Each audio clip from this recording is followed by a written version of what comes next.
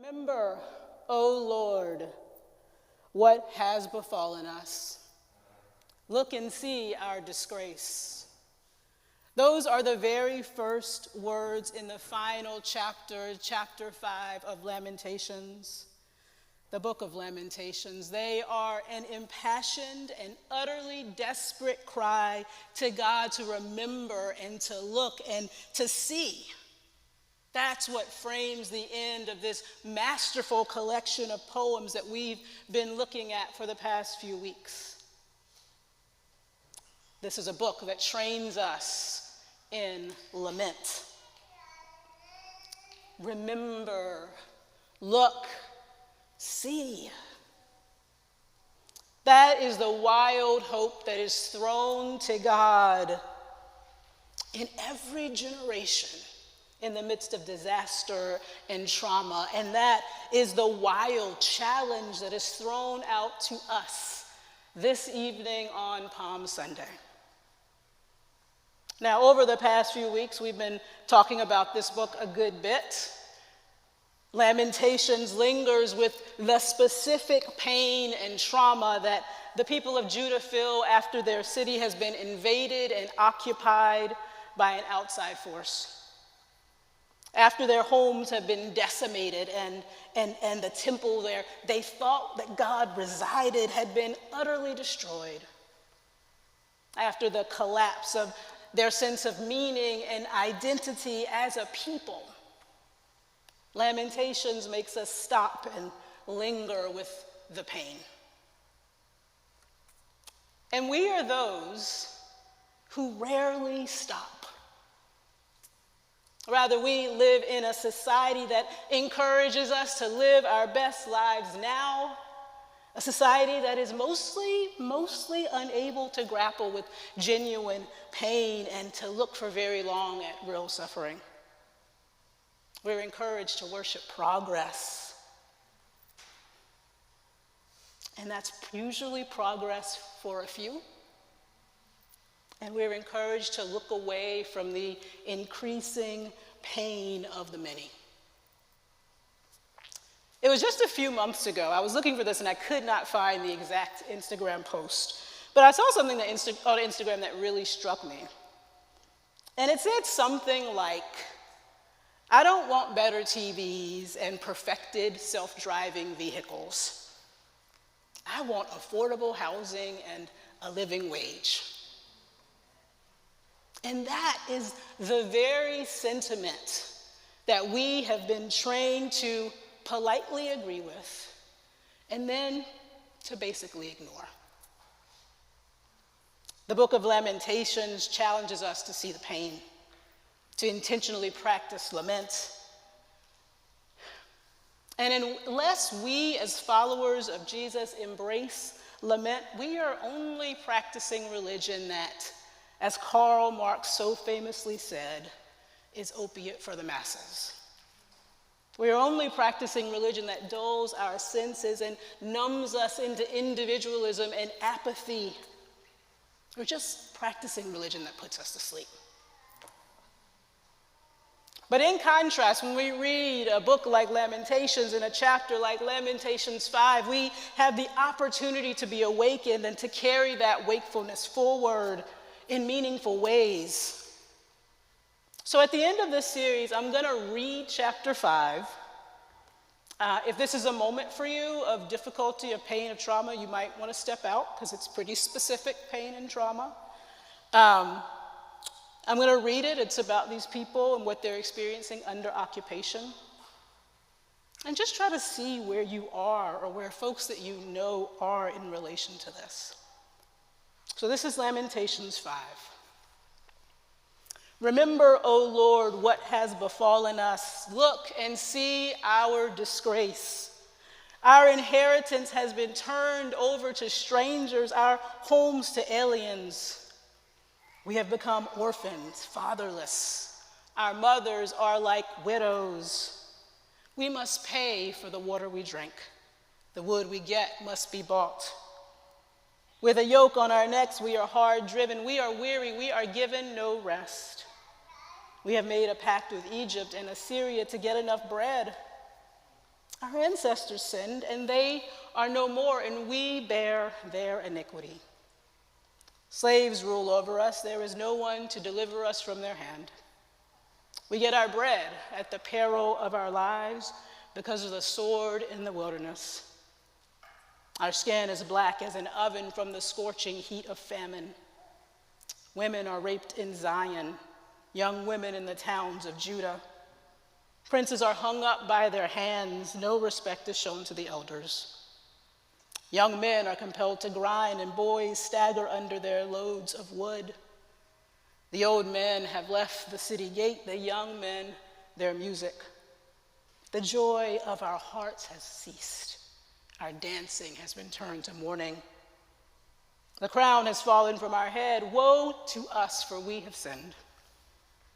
Because of this, our hearts are sick. Because of these things, our eyes have grown dim.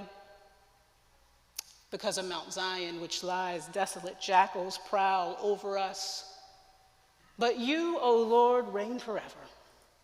Your throne endures to all generations. Why have you completely forgotten us? Why have you forsaken us these many days?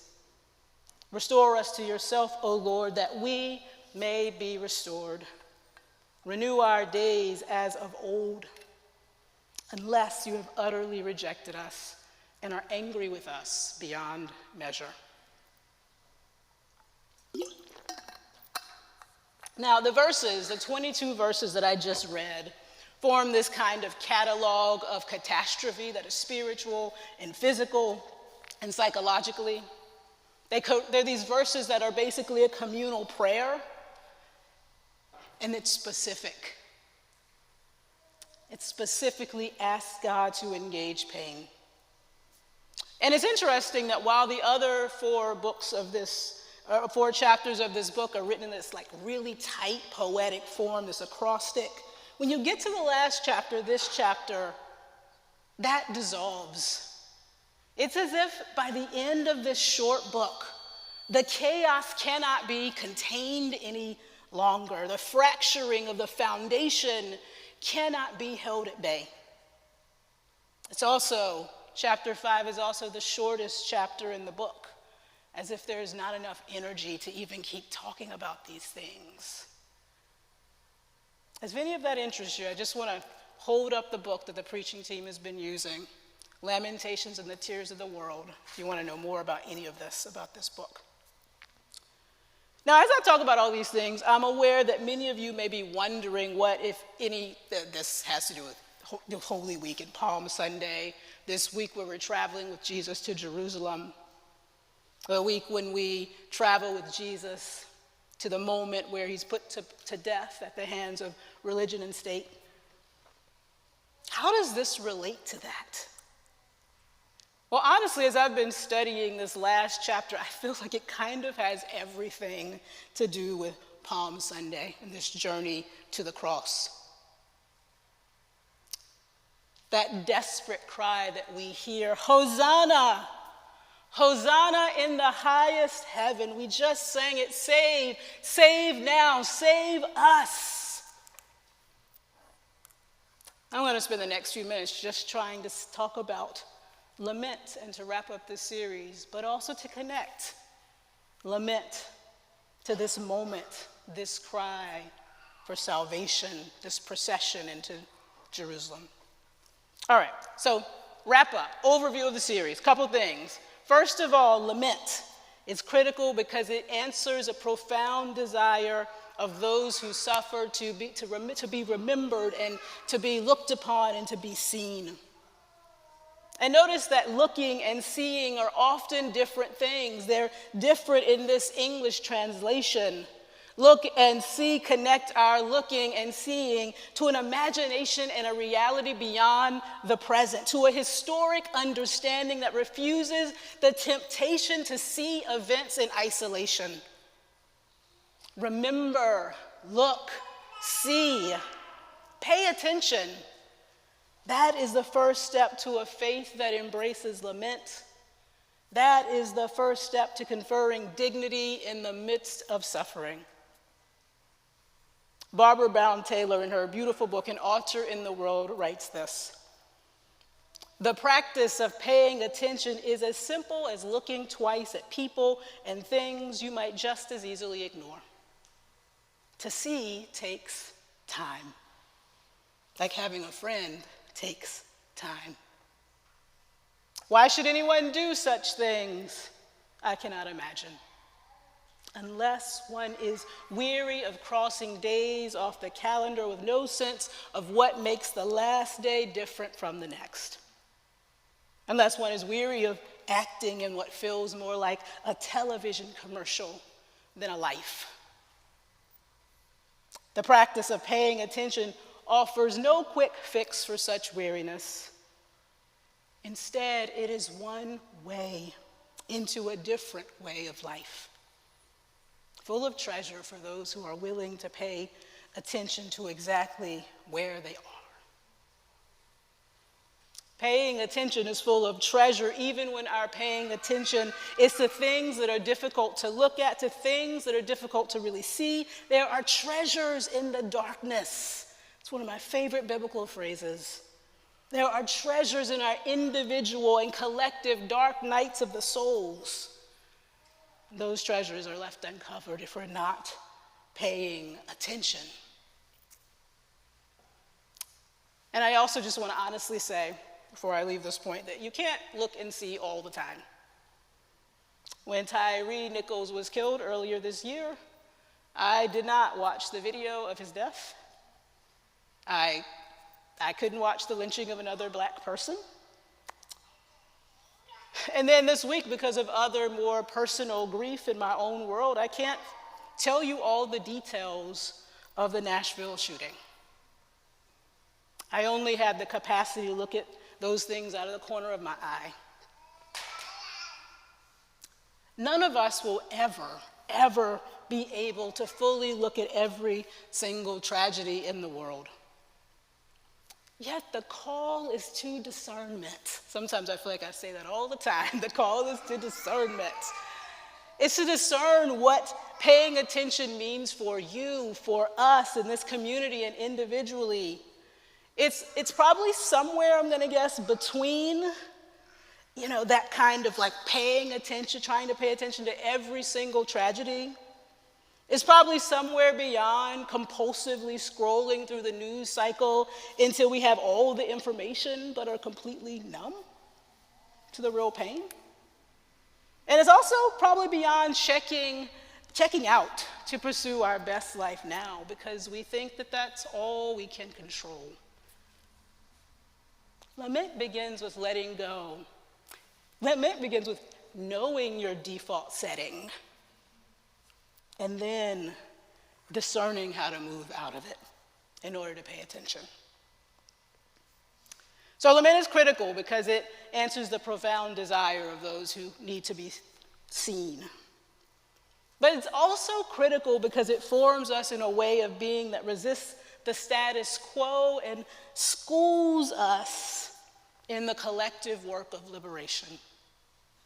Lament is fundamentally about telling the truth, and our worship must always be about telling the truth.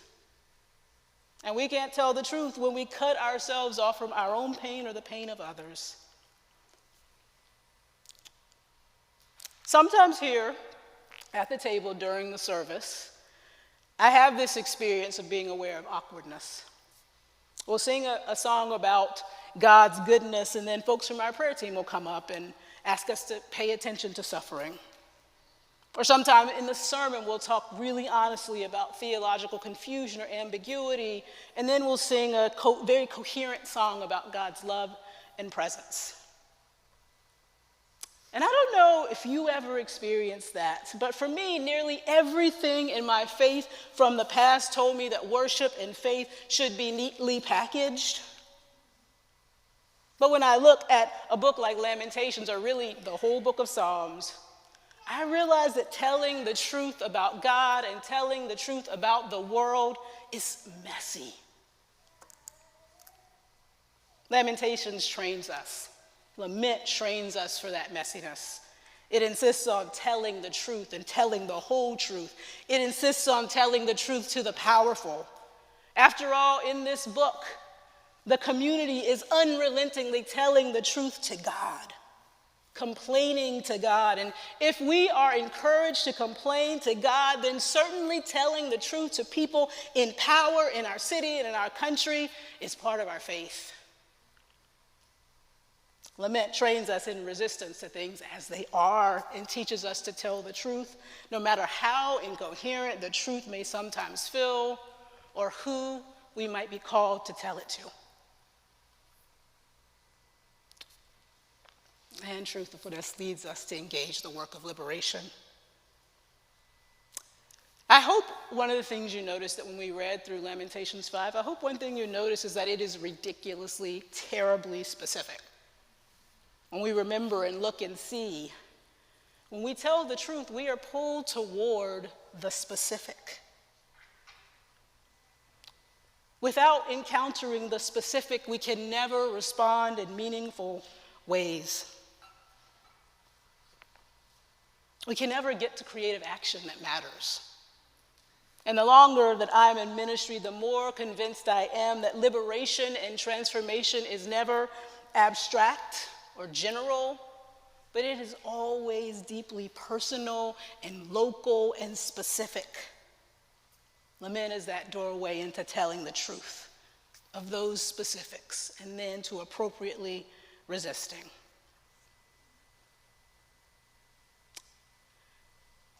So then the last thing I want to say about lament, and then I'll move into Palm Sunday, this Palm Sunday text, is that lament helps us maintain a relationship with God. In Lamentations 5, the community speaks truth to God. They complain, they petition, they suggest that God is unjust, but their words are all directed to God. Even in the moments of our deepest communal darkness and individual darkness, lament keeps the conversation with God alive and open. It honors the mutuality that any real relationship is based on. And through that continued insistence upon God creating a new world, we often gain spiritual and theological insight. We find ourselves in the midst of truths that we never knew were true before. And you might have noticed this in Lamentations 5, there's this one moment that stands out from the others where the people exclaim, "But, O Lord, you reign forever. Your throne endures to all generations." For a people who believe that God mainly dwelled in a temple that had just been destroyed, this is a radical statement. Somehow that throne would continue. And if you read the Hebrew Bible, what we sometimes call the Old Testament, you'll realize that the destruction of the temple in Jerusalem became the point at which Israel starts to expand their understanding of God. They began to think of God less and less as their own, primarily a God for them and located among them, and more as a God that is everywhere for all people. But it is only their relentless cries to God, their lament, their willingness to stay in the conversation that allows them to get to new theological insight. Okay, so all of this is good. All of this particularly is a beautiful insight. But that's not actually where the book of Lamentations ends. Instead, it ends here. Why have you forgotten us completely? Why have you forsaken us these many days? Restore us to yourself, O Lord, that we may be restored. Renew our days as of old. Unless you have utterly rejected us and are angry with us beyond measure.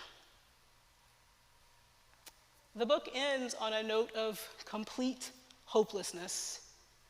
Indeed, nearly all of the book of Lamentations seems to be edging toward despair.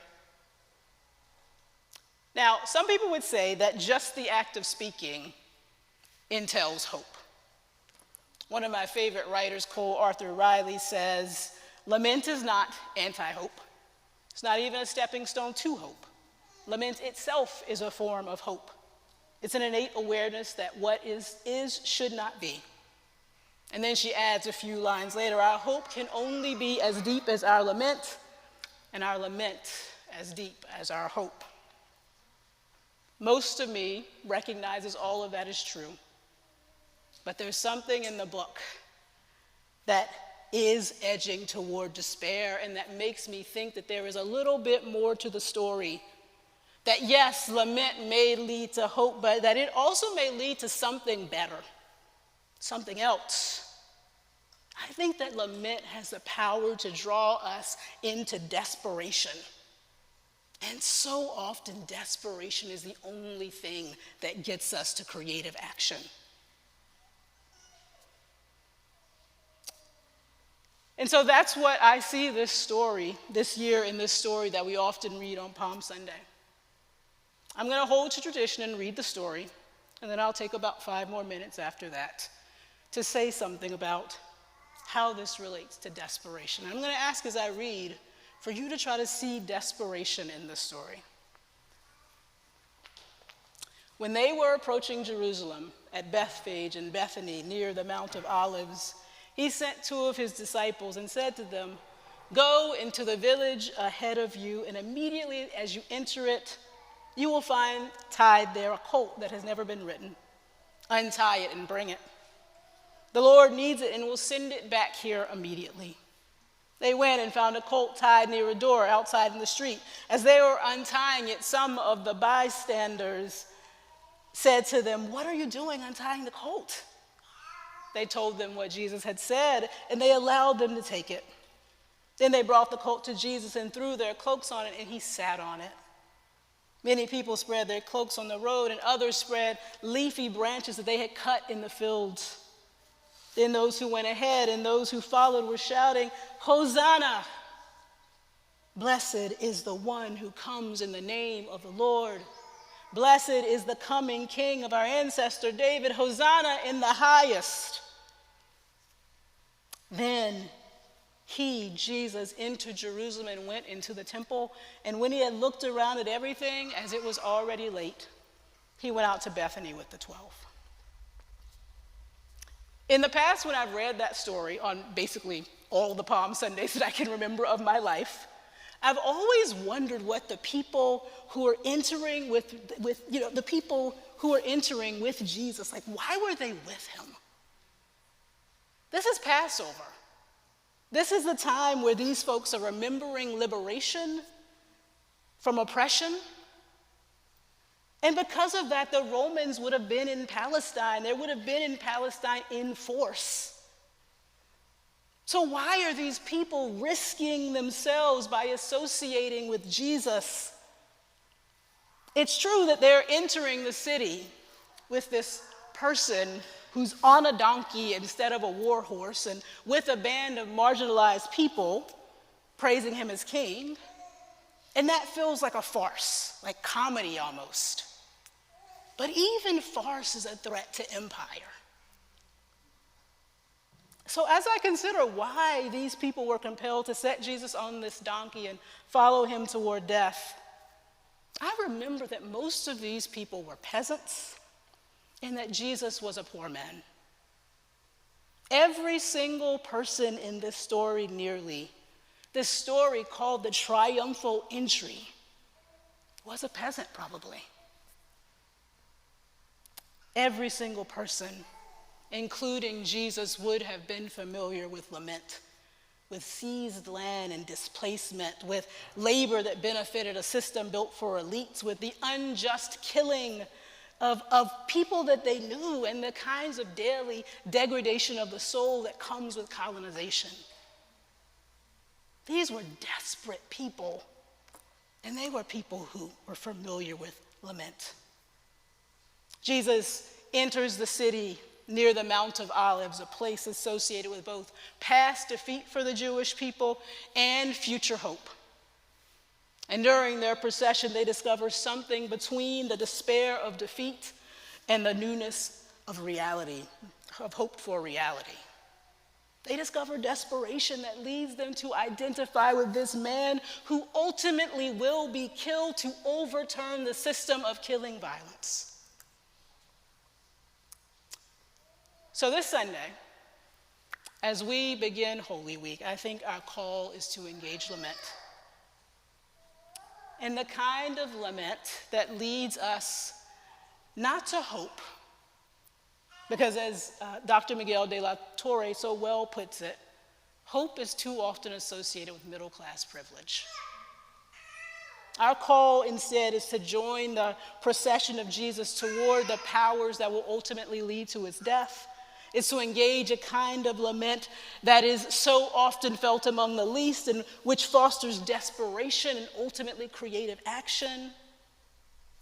And for some of us, desperation is something that feels far off from our lives of comfort. For some of us, desperation is only something that we can pray our way towards. It's something that will only come as we reckon with our privilege. But the first step to joining that Palm Sunday procession is learning to lament. And may the God who suffers with us turn that lament into desperation for a new reality.